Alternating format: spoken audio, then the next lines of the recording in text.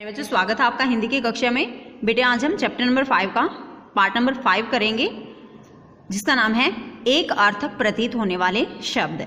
यानी ऐसे शब्द बेटे जिनको देखकर ऐसा लगता है जैसे इनके एक समान अर्थ है, लेकिन काफ़ी अंतर होता है उनमें। तो आज हम करेंगे बेटे पार्ट नंबर 5 चैप्टर नंबर 5 का, जिसका नाम है एक अर्थक प्रतीत होने वाले शब्द। चैप्टर को शुरू करते बेटे। इसमें हमने 1 to 9 किए थे फर्स्ट टर्म में, अब आज हम 10 to 17 करेंगे बेटे सेकंड टर्म के लिए। 10th देखिए, उपयोग। उपयोग का अर्थ होता है बेटे किसी वस्तु का उचित ढंग से प्रयोग करना। तो उपयोग शब्द का अर्थ क्या होता है? किसी वस्तु का उचित ढंग से प्रयोग।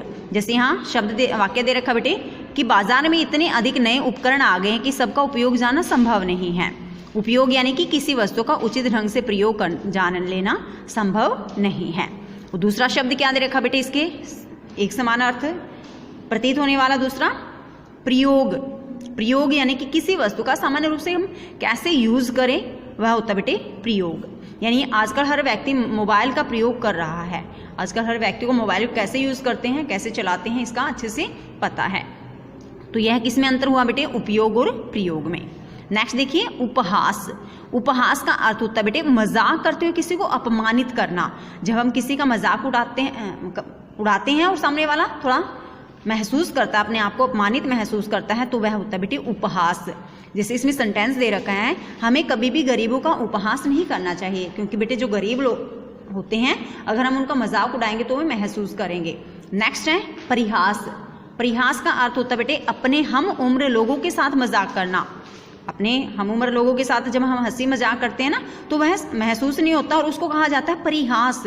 यानी जैसे सेंटेंस है बेटे यहाँ, पिकनिक के दौरान मित्रों में हास परिहास चल रहा था। यानी कि जो हम अपने हम उम्र के साथ मजाक करते हैं उसको कहा जाता है परिहास। लेकिन जब हम मजाक करके किसी को अपमानित करते हैं तो उसको कहा जाता है उपहास। नेक्स्ट देखो बेटे, उपहार। उपहार होता है छोटों को या फिर बराबर वालों को हम कोई गिफ्ट देते हैं, उसको कहा जाता है बेटे उपहार।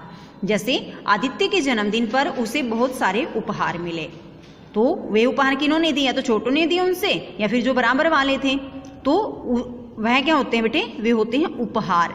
लेकिन अगर शब्द आता है भेंट, तो भेंट का अर्थ होता है बेटे बड़ों को सम्मान स्वरूप उपहार देना। अगर हम अपने से बड़ों को कोई गिफ्ट देते हैं ना, तो उसको उपहार का नाम न देकर क्या कहा जाएगा बेटे? भेंट।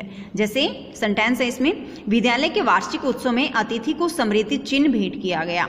तो जो चीफ गेस्ट आए उनको जो स्मृति चिन्ह दिया गया, तो उसको हम उपहार नहीं कहेंगे बल्कि क्या कहेंगे? भेंट। क्योंकि भेंट का अर्थ होता है बेटे बड़ों को सम्मान देने के लिए जब हम कोई उपहार देते हैं। और उपहार का अर्थ का क्या अर्थ होता है? उपहार शब्द का छोटों को या बराबर वालों को कोई उपहार देना। नेक्स्ट देखिए, समीर। शीतल और मंद मंद बहने वाली हवा। जो ठंडी होती है और जो धीरे धीरे बहती है ना, उसको तो कहा जाता है समीर। यानी कि चांदनी रात में नौका विहार के समय ठंडे समीर का आनंद लिया जा सकता है। तो ठंडे समीर यानी शीतल और धीरे धीरे चलने वाली हवा का।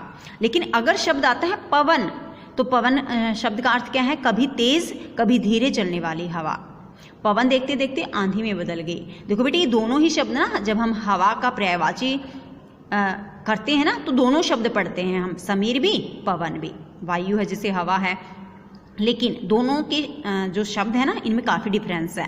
समीर का अर्थ होता है शीतल और मंद मंद बहने वाली हवा, लेकिन जो पवन शब्द है इसका अर्थ होता है कभी तेज जो बहती है और कभी धीरे से चलने वाली हवा होती है।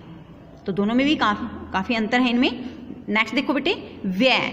व्यय का अर्थ होता है सामान्य खर्च, जो हम मतलब डेली खर्च कर देते हैं उसको कहा जाता है बेटे व्यय। व्यय यानी कि सामान्य खर्च। जैसे आजकल बच्चों की शिक्षा का व्यय बहुत बढ़ गया है। बच्चों की शिक्षा सामान्य खर्च में ही तो आती है, डेली खर्च में ही आती है बेटे। हमें भी मंथली जो फीस वगैरह देनी होती है, तो यहाँ क्या कहा गया कि जो बच्चों की शिक्षा है ना, उसका जो खर्च है वह ज़्यादा बढ़ गया है। और नेक्स्ट शब्द बेटे इसके मिलते जुलता क्या दे रखा है? अपव्यय। अपव्यय का अर्थ होता है फिजूल खर्च। जैसे त्योहारों के दिनों में हमें अपव्यय से बचना चाहिए। तो अपव्यय होता है बेटे फिजूल खर्च। फिजूल खर्च वो होता है बेटे अगर हम ना भी उसको खर्च करेंगे तो भी काम चल जाएगा। लेकिन जो व्यय होता है वह सामान्य खर्च होता है, जो हमें करना ही पड़ेगा अपनी आजीविका को चलाने के लिए। तो दोनों में यहाँ डिफरेंस दिया, सामान्य खर्च और अपव्यय होता है बेटे फिजूल खर्च। देखो बेटे 15 मृत्यु, मृत्यु का अर्थ होता है साधारण मौत। साधारण मौत यानी कि जैसे सेंटेंस है बेटे इसमें, कल सड़क दुर्घटना में उसकी मृत्यु हो गई, तो मृत्यु का क्या अर्थ हुआ? साधारण मौत। मतलब सामान्य व्यक्ति का अगर मर जाता है ना बेटे, अगर डेथ हो जाती तो उसको कहा जाता है मृत्यु। लेकिन यहाँ जो दूसरा शब्द दिया है निधन, निधन का अर्थ यहाँ दिया है बेटे श्रेष्ठ या महान व्यक्ति की मृत्यु को कहा जाता है निधन। जैसे यहाँ सेंटेंस दिया बेटे, बीमारी के कारण प्रसिद्ध कथाकार का आज निधन हो गया, उस वक्त ये निधन शब्द यूज किया जाता है, न कि मृत्यु। तो यहाँ डिफरेंस क्या है इनमें? मृत्यु का अर्थ होता है साधारण मौत और निधन का अर्थ होता है बेटे किसी श्रेष्ठ या महान व्यक्ति की मृत्यु। 16 देखिए बेटे, पाप, पाप का अर्थ होता है बेटे धार्मिक नियमों का उल्लंघन। जैसे कि हमारे काफ़ी सारे नियम है बेटे जो धर्म के अनुसार जिनका हमें पालन करना पड़ता है, तो उसके विरुद्ध अगर हम काम करेंगे तो वह कहलाएगा बेटे पाप। जैसे यहाँ कहा गया है सेंटेंस में कि किसी भी जीव को सताना पाप है, क्योंकि अगर हम किसी जीव को सताएंगे तो क्या लगेगा? हमें पाप लगेगा। लेकिन यहाँ दूसरा शब्द दिया है बेटे इसके समान ही अपराध। अपराध यानी कि सामाजिक नियमों या कानून का उल्लंघन करना। कुछ नियम ऐसे भी होते हैं बेटे जो समाज द्वारा निर्धारित किए गए हैं और कानून द्वारा बनाए गए हैं, तो अगर हम उनका उल्लंघन करते हैं तो वह माना जाएगा अपराध। जैसे यहाँ सेंटेंस है, बाल मजदूरी करना और करवाना दोनों ही अपराध है, क्योंकि ये कानून के विरुद्ध है, समाज के विरुद्ध है, इसलिए ये किस में आएंगे बेटे? अपराध में।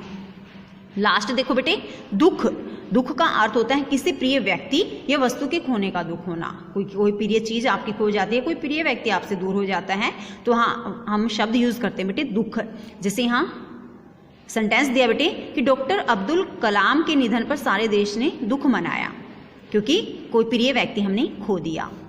और अगर शब्द आता है खेद, तो खेद का अर्थ होता है बेटे आत्मग्लानि या अपनी गलती पर दुखी होना। जब हम स्वयं कोई गलती करते हैं ना और हमें पछतावा होता है, तो उस समय शब्द यूज किया जाता है बेटे खेद।